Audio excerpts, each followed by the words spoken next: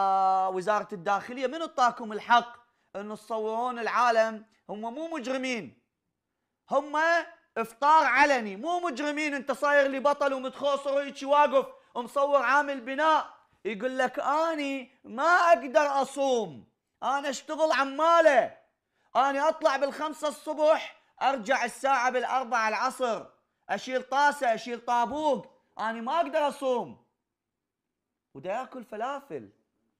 صرت انت هسه تطبق شرع الله على الارض، انا وياك طبق القانون، بس اريدك تروح تسد المطاعم اللي انفتحه الفخمه، مو جاي لي على عمال دا يشتغلون عماله دا ياكل له لفه فلافل حتى يقدر يصعد الطاسه.